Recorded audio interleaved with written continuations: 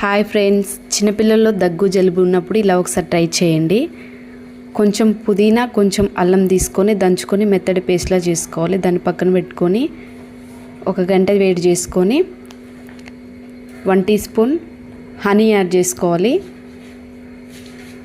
దంచుకున్న రసాన్ని తీసుకొని